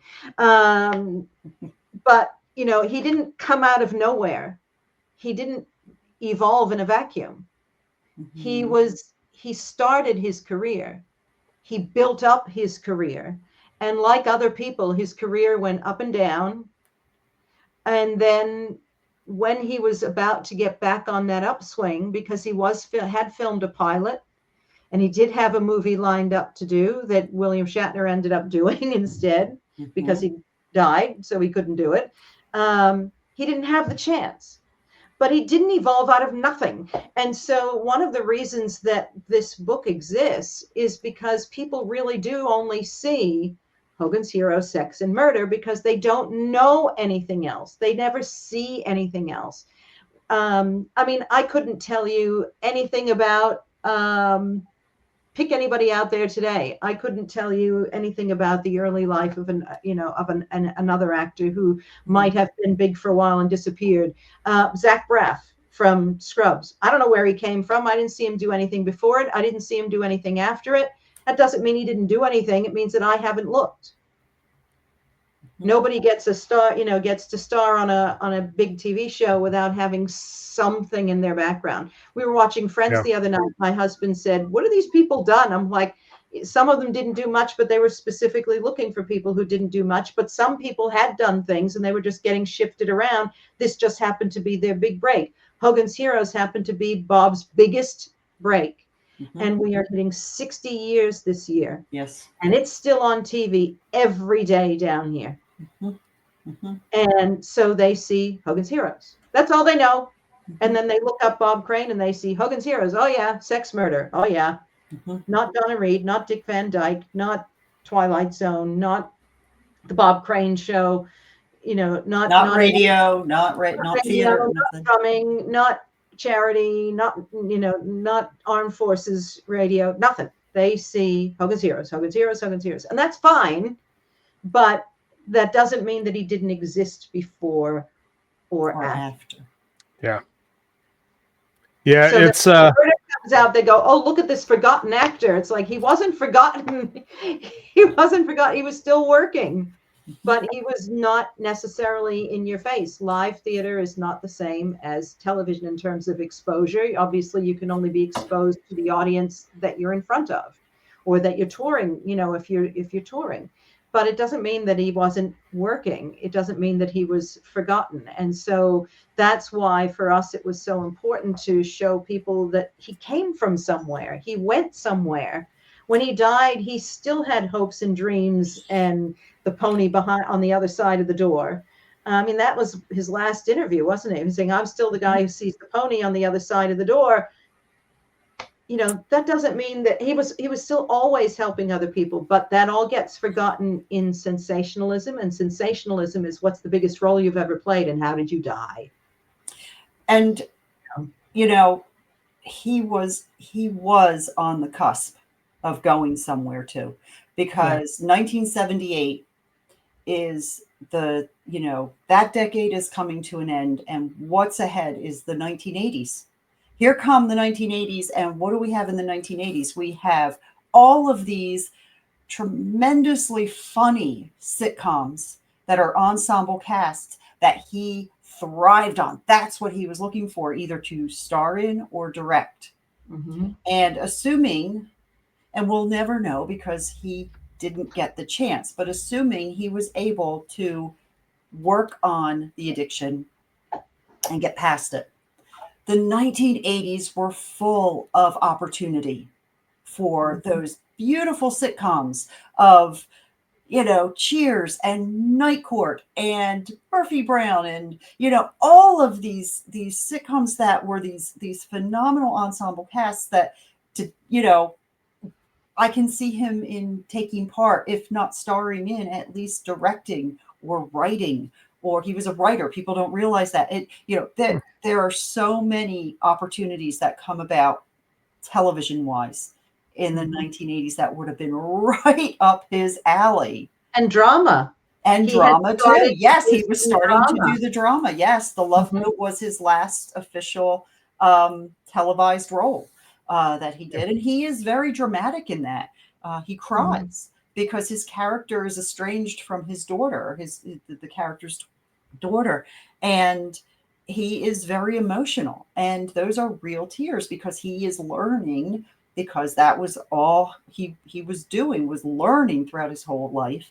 He was learning how to be that actor who can call on those emotions, who can be a sad, distraught kind of character. And unfortunately, what people see, because that aired, it was taped in January, it aired later on in the spring. Of course, Bob dies in June of 1978. And so that episode airs and he cries. And people think, oh my gosh, look at him. He's crying. He can't even hold it together in front of the camera. And he is acting. He's acting. His daughter told us that he drew upon his own emotions to pull the tears out by thinking of his impending divorce with his second wife, because that's what actors do. I'm not an actor. Linda is, but so I've heard. That's what actors do. but that showed he was evolving into an actor who wasn't just going to do the comedic or slapstick kind of thing. MASH, of course, is coming out in the 1980s. And so a lot of people, both actors and directors and writers from Hogan's Heroes, migrate from Hogan's Heroes to MASH. 70s. MASH started in 72. 72? No. Ended in 83. Oh, yes, you're right. Mm-hmm. Yes, you're right. I was MASH queen when I was growing up. I loved Alan Alda. But for some reason, I was thinking it was more along. I don't know. It was still running though. I mean, he could have easily been involved in that show. But those are all the kinds of things that Bob, would have been able to move forward into had he lived. And I think he would have. And we don't know. We don't know what would have happened if he would have overcome the addiction, if he would have, found another starring role, if he would have become a director. But we know he would have tried his best to do it. Yeah, for sure. With someone who is always learning and constantly evolving like that, they're always going to find a place because they're, as they grow and as they learn and as they acquire those skills, they always find something. And he seemed very much like one of those people always trying to acquire the next thing to move up the ladder and to move into new territory. It was kind of to keep himself interested too. Because something you just said that I think triggered this thought in my head is that Bob had star power and he was a star, but he didn't pull it. He didn't pull rank unless he really needed to or felt he needed to for the good of whatever he was working on. He was easy to work with. He knew his lines. He was always prepared. And according to the people who acted with him, he always gave the other person who was acting across from him their chance to shine and their chance to do well. And as an actor myself, I can promise you that that is not the case with all actors. The biggest scene stealer on set was John Banner. And that is by all accounts. It was quite easy to see. When you know what you're looking for, it's actually quite easy to see.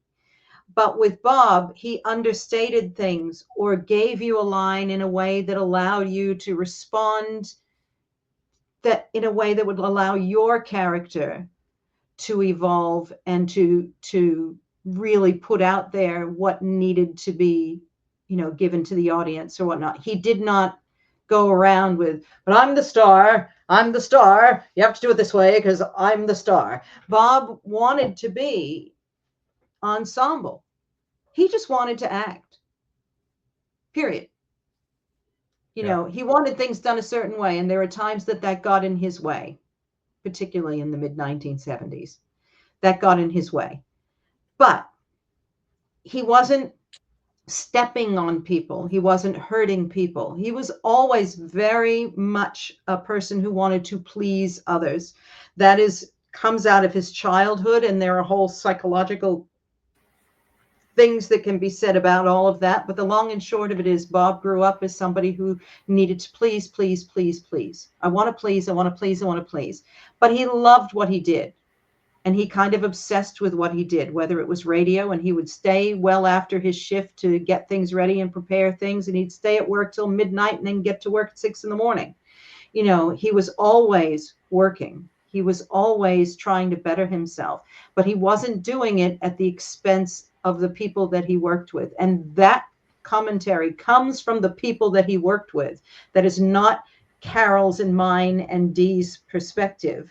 That is the perspective of the actual people with whom Bob worked, saying, yep, he could show us that he was the star, but that meant that he could get things done. It didn't mean that he was out to belittle us or make us less than or give us less of a time to shine. That's a really rare quality when you become as big as Bob actually was in the 60s, because he was huge. He was huge in radio, huge in radio. People who didn't even like him still said to us, he was a legend in radio. People who didn't care for him personally still had to admit and we didn't prompt them. They just said with no hesitation, the man was an absolute legend. One person actually said maybe he should have stuck with radio for his own benefit, but I don't think that would have made any difference. But he was legendary with what he was doing in radio. He was huge as Colonel Hogan.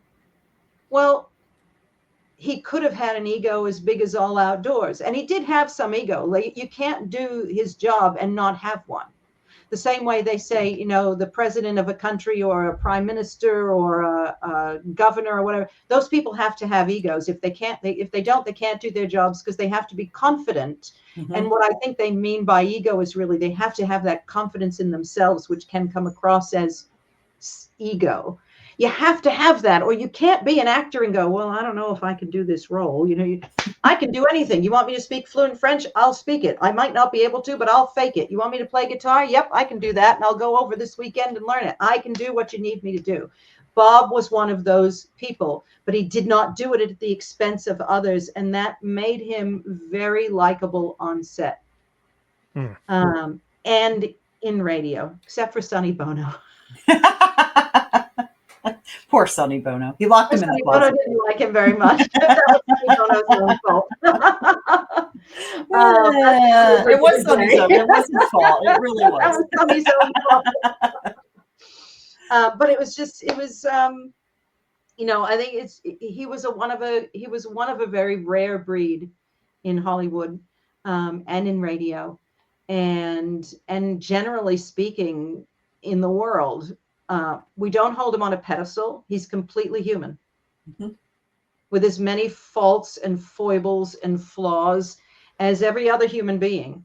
But what we could see of Bob through the 200 plus people that we spoke to, because we did literally speak to more than 200 people for this book, and then pulled all the articles and got the National Guard records and other documents and things, fished through the truth and the BS, and came up with the idea that, this is a pretty special guy, in that he just really wanted to do the right thing. and he tried to do the right thing. Did he always do it? Clearly no. But it wasn't for lack of intent. And I know that phrase. I'm always very cautious of that phrase because of the of saying that about him, because of that phrase. You know, the road to hell is paved with good intentions. But Bob actually tried to follow through. So the intent was followed up by action, and then he'd fail and he would try again, and he would fail and he would try again. Because the Reverend Beck had said to us, Bob would say, I'm going into this town and I'm not going to fool around and I'm going to be just fine. And he said that would last for about 5 minutes, but then he would berate himself and he would pick himself up and he would try again. So to me, there's a difference between having the intention of and actually trying and falling. Look at Matthew Perry, God rest his poor soul. The man went into rehab 31 times. He tried, he fell, he tried, he fell, he tried, he fell. In the end, he fell. In the end, Bob fell. We don't know actually why Bob was killed, by the way. Could we just kind of throw that out there? Mm-hmm. That we don't know that Bob's lifestyle is actually what got him killed? People assume that. People assume that. Yes. They say, oh, because he was sleeping with all these women, it was a jealous husband, it was this person, it was that person. I mean, who knows? There's a better likelihood that that's probably what led, something in his lifestyle probably led to that. Slept with the wrong person. Scottsdale was a mob town. He was frightened of the mob. Mm-hmm. He was frightened of the mob. But he had no clue about the mob because his son Scott tells us the story about when they were invited out somewhere, like Arrowhead or something, I can't remember. And he said, well, we should go. And Patty said, we can't do that. And he said, why not? And we want to go. They invited us out. And she said, Bob, they're mafia. And he said, oh, well, they're just nice people. And she said, Bob, they're mafia. We're not going.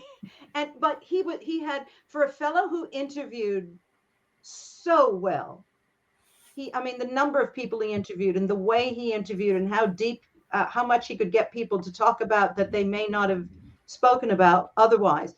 He had zero people judgment. And that's because he didn't actually judge people. But that meant that I don't know if he didn't judge them because he was non-judgmental or if he didn't judge them because he just was totally blind to what people were like.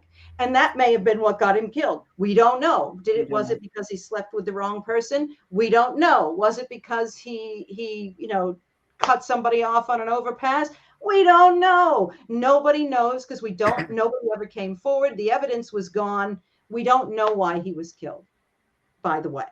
Just as a little aside, that people tend to presume, and look, it's not a bad assumption. I'm not going to say that had nothing to do with it because it's not a bad assumption to make, but it's actually not fact. It's theory.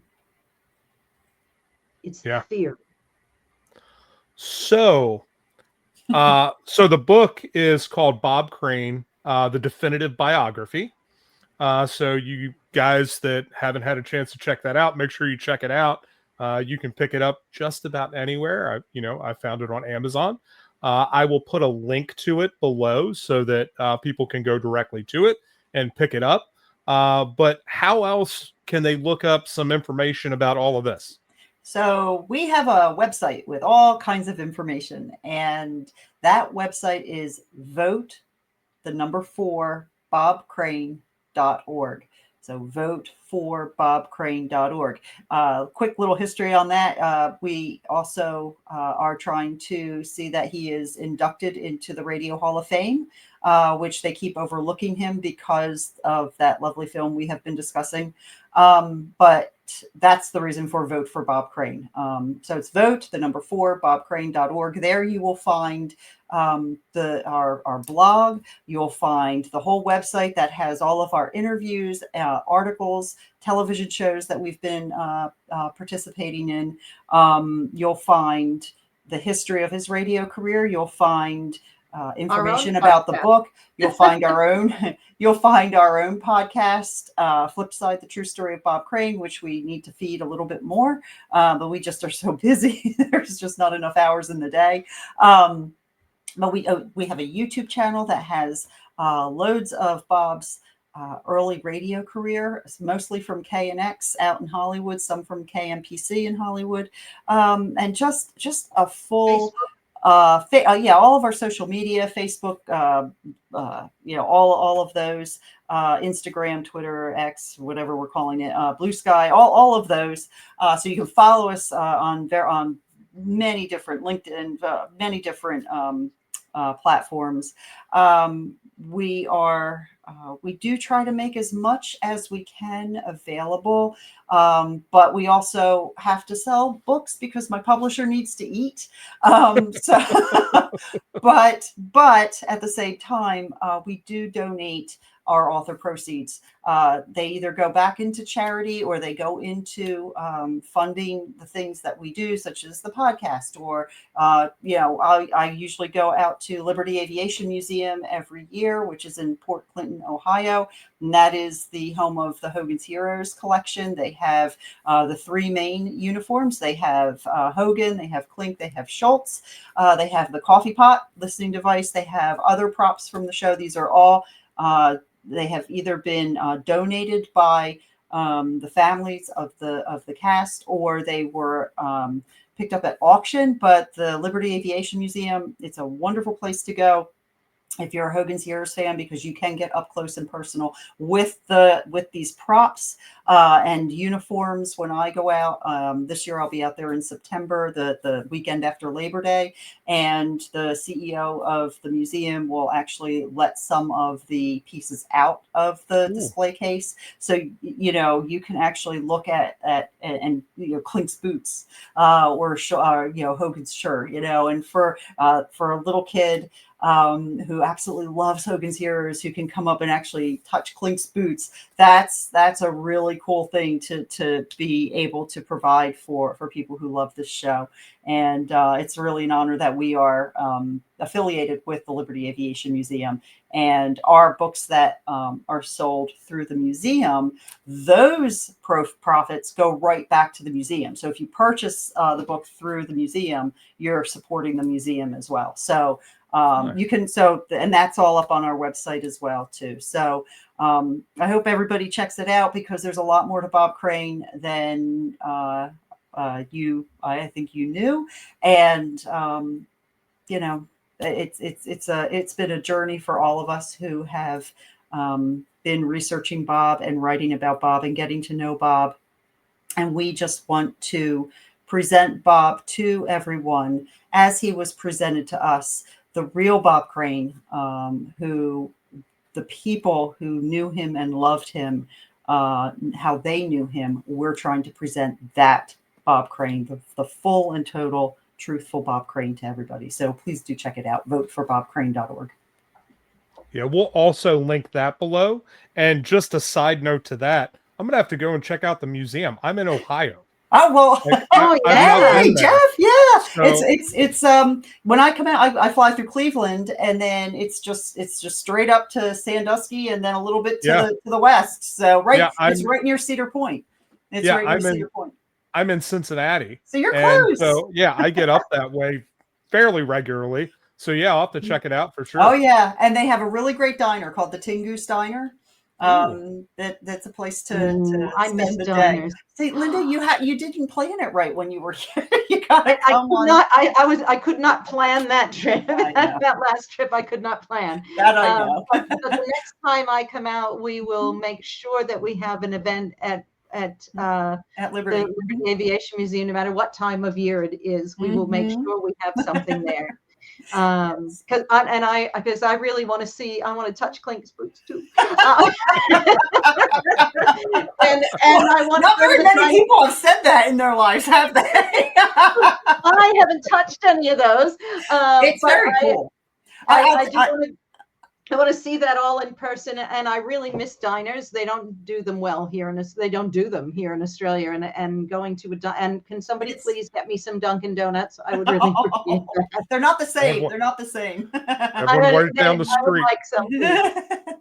But yeah, no, it's a great museum. I've we've been affiliated with them since 2016. Scott Crane, Bob's second son from Bob's wife Patty, donated his father's entire uniform with the exception of the leather jacket, which had gone into a private collection after the film Autofocus, which Greg Kinnear wore the jacket.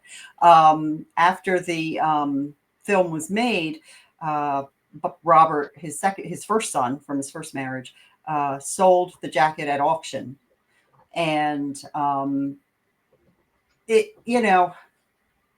think what you will, it left the family. Then it reappeared in 2016 in Profiles in History with one of their auctions. And we had a GoFundMe thing going where we were trying to win the jacket back so we could bring the uniform back together for the first time since Bob's murder. And we failed miserably. I think we raised $3,000. And, just in the, if you don't meet your match, you don't get, nobody puts up any money for real. But we ended up watching the jacket go. And that night, I remember we were all really upset, Linda and Dee and me and Scott was watching. We were all just kind of like, oh, and got up the next morning and I had emails from the CEO at Liberty Aviation saying, guess what? We have the jacket and we have Klink and Schultz too. Call me. And I'm looking, I'm emailing, I'm like Facebooking Linda and, Dee, and I'm like looking at my watch. It's like 6:15 a.m. and I'm going, is it too early to call? To call the CEO? How early can I call him? So we ended up talking for quite a while, and then I got him in touch with Scott, and then they arranged for the rest of the uniform to be sent out to the museum, and it is on permanent display along with Klink's uniform, Schultz's uniform, the coffee pot, all of the so many different things, and they're always looking for new.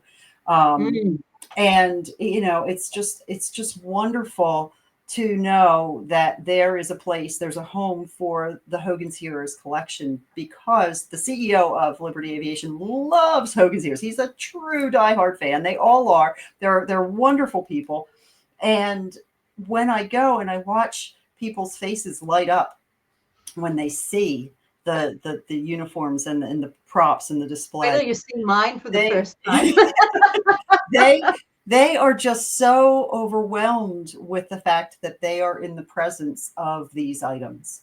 And that, and to give you an idea, I had one little boy, I had the hat sitting on the table in one of the hat box, like a football glass case. And the lid, I could take the lid off if I wanted. And I said to this little boy, he was all of maybe 10. And he's looking, he loves Hogan's Heroes, and he's looking at everything, and he is so excited. And I said, do you want to touch the hat? And he goes, oh, like that. Like and he looks up at his dad, and his dad is going, yes, yes, you want to touch the hat. You want to touch the hat. So I take the lid off of the box, and he goes like this with his finger, and he's going really, really, really, really slow down until finally he touches the top of the hat of Hogan's hat, and he pulls his hand back really fast. And I'm like, no, you're okay. You're not going to break it. It's not glass. So you can go in and actually touch it. You actually feel it. So he does it. He goes in and he does it. He's like, oh, he's just so overwhelmed with, oh my gosh, I can't believe that I just touched Colonel Hogan's hat. So he's all done, and I'm getting ready to close the case back up. And Dad goes, can I touch it too? I'm like, so yes, there are so many great stories of people coming in to see. They come to the museum. The museum's always growing. They do flights on their Ford Tri-Motor. They have, they're reconstructing a PT boat. They have other planes, other vehicles. They give flights. They have the military vehicle show, which I rode in a tank last year, which was pretty fascinating. Sherman tank. But it's just a great place. And when you see people who are fans of the show and they have their kids with them and they are just so in awe of it. I can only imagine the nightmare I would have been to my parents had I known that this was in existence back in 1985, because I don't think I would have given my parents an ounce of sleep saying, can we please go to Port Clinton, Ohio? Can we please go there? Because I want to see the Hogan's Heroes display. And my dad saying, why do you want to go to Port Clinton for? But yeah, it's fun. It's fun to see their faces light up, and I embrace that, and I love it. I absolutely love it. All right. Well, thank you guys so much for coming and sharing all of that. Thank you for also taking the time since I was late. So I appreciate that. We're just glad you're okay. Me too. Well, right. thank you yeah. very much for having us. Thanks this so was a much. pleasure. As you can tell, we love talking about Bob and setting the record straight. So thank you for allowing us that opportunity to do that. Absolutely. It's a pleasure. So thank you guys so much. We'll put all the links down below, but vote for bobcrane.org, right? Yes. Yes. And go check that out and see everything else that's on there. And thank you guys for joining us and checking out this episode. And we will talk to you next time. Thanks so much for guys. having us. Thank you. Yeah, thank you guys. Take care.